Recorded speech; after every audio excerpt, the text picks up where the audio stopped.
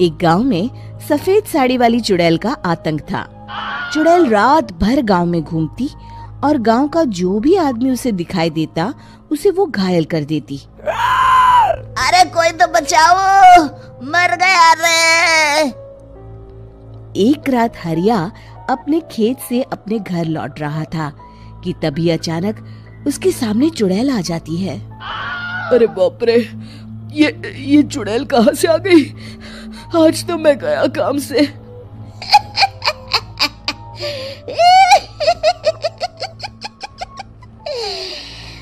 आज मुझे मेरा शिकार मिल गया। अरे चुड़ैल दीदी, मुझे छोड़ दो। जैसे ही चुड़ैल हरिया की तरफ बढ़ती है, हरिया वहाँ से भाग जाता है और अपने घर के दरवाजे पे पहुँचता है। अरे भगवान, जल्दी से दरवाजा खोलो, मेरे पीछे चुड़ैल पड़ी है। हरिया की पत्नी जल्दी से दरवाजा खोल देती है। अरे आप इतना हाफ क्यों रहे हैं? अरे मेरे पीछे चुड़ैल पड़ी है, आज तो मैं बाल बाल बच गया। जल्दी से सभी दरवाजे और सभी खिड़कियों को बंद करके बत्ती बुझा दो। तभी चुड़ैल हरिया के घर के पास पहुंच जाती है। अरे वो आदमी कहाँ गायब हो गया? मैं भी देखती हूँ आखिर कब तक बचेगा। मैं अपने शिकार को इतनी आसानी से नहीं छोड़ती। इतना कहकर चुड़ैल वहाँ से चली जाती है। वहीं दूसरी तरफ हरिया और उसकी पत्नी दोनों अपने घर की खिड़की से ये सब देख रहे होते हैं। अरे बाप रे, ये तो बड़ी डरावनी चुड़ैल थी।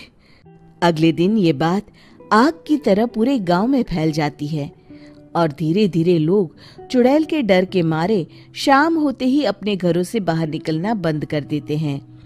कुछ दिनों के बाद भाई, मैंने तो इस चुड़ैल के डर के मारे रात को अपने खेतों को पानी देना बंद कर दिया है। कहीं मेरी फसल सूख गई तो मैं तो कहीं का नहीं रहूंगा। साहूकार का कर्जा कैसे चुकाऊंगा? अरे भाई, पूरे गांव वालों का यही हाल है। पता नहीं ये चुड़ैल हमारे गांव में कहां से आ गई।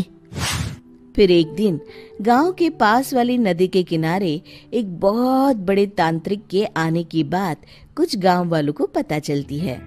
वो लोग जाके ये बात गांव के मुखिया को बताते हैं। मुखिया जी, नदी के किनारे एक बहुत ही पहुंचे हुए तांत्रिक बाबा आए हैं। हमें उनसे मदद मांगनी चाहिए। मैंने सुना है वो बड़े बड़े भूतों और चुड़ैलों को अपने वश में कर लेते हैं। मुखिया जी सभी गांव वालों को लेकर उस तांत्रिक के पास पहुंच जाते हैं। ओम फट स्वाहा, ओम फट स्वाहा। तभी तांत्रिक अपनी बंद आंखों को खोलकर कहता है, क्या बात है? तुम सब लोग यहाँ क्यों आए हो? मुखिया जी उस तांत्रिक को सारी बात बता देते हैं।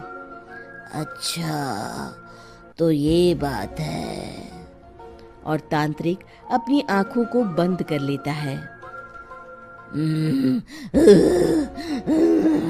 मैं देख रहा हूँ तुम्हारे पूर्वजों ने बहुत पाप किए थे, जिससे ये गांव अब श्रापित हो चुका है। उसी के फल स्वरूप तुम्हारे गांव में चुड़ैल आई है।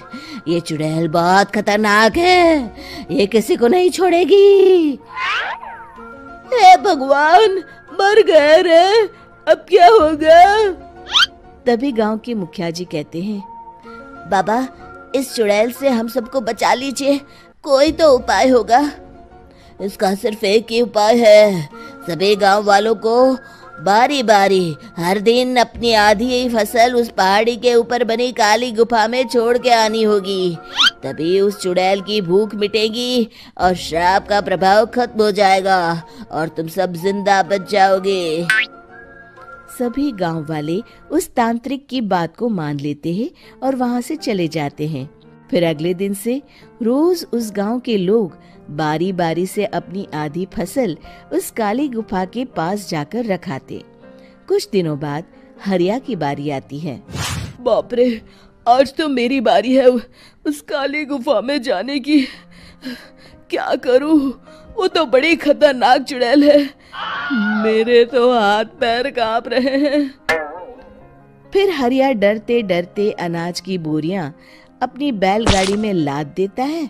तभी हरिया की पत्नी उससे कहती है, देखो जी, संभल के जाना और किसी भी हालत में शाम होने से पहले वापस आ जाना। उस चुड़ैल का कोई भरोसा नहीं है जी।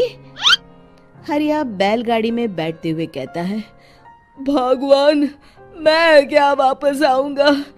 लगता है अब तो मेरी खबर ही आएगी।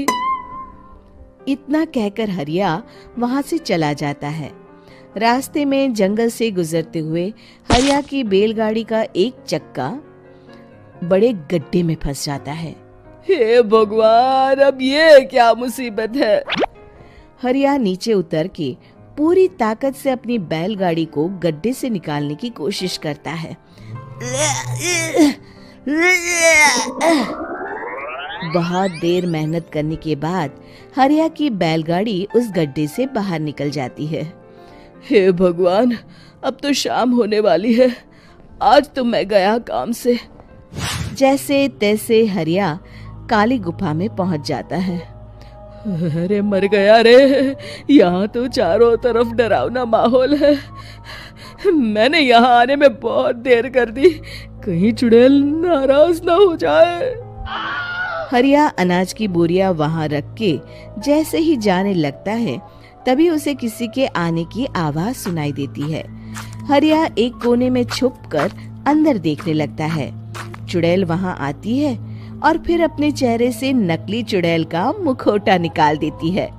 हरिया ये देख के हक्का बक्का रह जाता है। तभी चुड़ैल कहती है, भैया यहाँ आना, आज तो बहुत अनाज आया है। इसे मिलाकर अब हमारे पास ढेर सारा अनाज जमा हो गया है। कल ही हम इसे शहर में बेच आएंगे और माला माल हो जाएंगे। तभी अंदर से नदी के किनारे वाला तांत्रिक बाहर आता है। अरे, ये तो तांत्रिक बाबा है। हाँ, अब तो हम दोनों की जिंदगी मजे में कटेगी। गांव वालों को बेवकूफ बनाना इतना भी मुश्किल नहीं था। लोग तो तुम्हें सच में असली चुड़ैल समझते हैं। हाँ, तुमने सही कहा। अब ये गांव वाले चुड़ैल के डर से जिंदगी भर इस काली गुफा में अनाज पहुंचाते रहेंगे। अच्छा, तो ये बात है। ये दोनों पूरे गांव वालों को बेवकूफ बना रहे हैं। अभी जाकर सबको बताता हूँ। हरिया उन दोनों की पूरी बातें सुन लेता है और जल्दी से वापस गांव में आता है। गांव वालों को पूरी बात बता देता है। इससे पहले वो दोनों हमारा अनाज लेकर शहर जाए, हमें उन दोनों को पकड़ना होगा। उधर दूसरी तरफ नकली तांत्रिक और नकली चुड़ैल बनी औरत एक बड़ी गाड़ी में सारा अनाज लाद के वहां से निकलने की तैयारी कर रहे होते हैं। जल्दी करो, इससे पहले हमें कोई देख ले। हमें यहाँ से निकलना होगा। और तभी वो दोनों देखते हैं कि सामने से सभी गांव वाले अपने अपने हाथों में मशाल लेके आ रहे हैं। दोनों बुरी तरह डर जाते हैं। रुक जाओ, तुम दोनों का भांडा फूट चुका है। अरे मर गए रे, ये गांव वाले कहाँ से आ गए? तुमने क्या सोचा इतनी आसानी से यहाँ से निकल जाओगे? ये अनाज हमने अपने खून पसीने से दिन रात खेतों में मेहनत करके उगाया है। दोनों मुखिया जी के पैरों में गिर जाते हैं। हमें माफ कर दीजिए, हम दोनों एक नंबर के कामचोर हैं। बिना मेहनत किए पैसे कमाना चाहते थे। हाँ, अब हम आगे से